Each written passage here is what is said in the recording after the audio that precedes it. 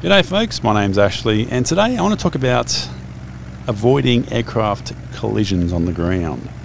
Now, when I was working at Washington Dulles International Airport as a ramp agent, there was one particular day I remember I was bringing in an A319, marshalling him in on Bravo 23, and I had a new wing welker on either side, and because they were new, I didn't really quite trust them to assess the situation to say, hey, you know, actually you're going to hit, stop.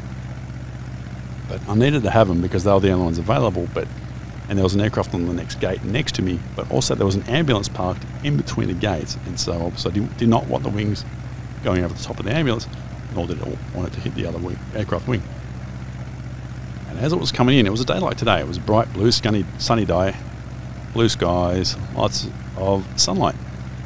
As a result, it occurred to me, I can see the shadows on the ground of both aircraft. Now, because the shadows are created by the same source of light, the sun, it's an accurate depiction of whether they're going to hit or not.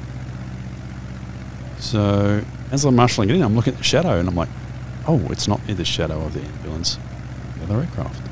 It was on the line, it was coming on the correct line on the gate and everything, and the other one was already parked correctly on the other gate, so I knew that just following the lines alone was actually going to be okay for those aircraft types, the narrow bodies.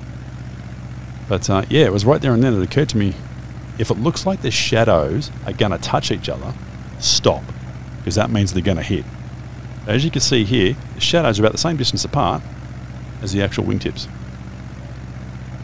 So yeah, I just use the shadows on the ground. Obviously, you still got to use wing walkers if you're marshalling in, or even if you're taxiing around and you're not sure if you're a low wing and you're going to taxi or park next to a high wing. You're like, obviously, you don't want the wings overlapping at all. Yeah, you can use the shadows if there's no one there to marshal you in GA, general aviation. Just if the shadows are there, use them, and if it looks like the shadows are going to touch, stop. Okay, you can always shut down, get the tow bar, and just manually push or tow the aircraft around. Okay, so that's something to keep in mind. You can also use it for when doing pushbacks in the airlines as well.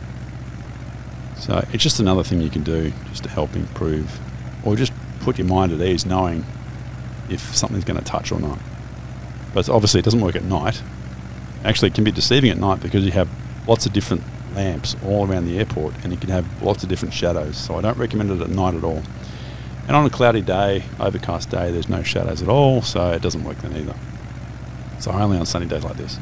So yeah, you can see if you're going to have a collision or not. And that's all there is to it. I hope you got something out of this, and I'll speak to you again soon. See you later.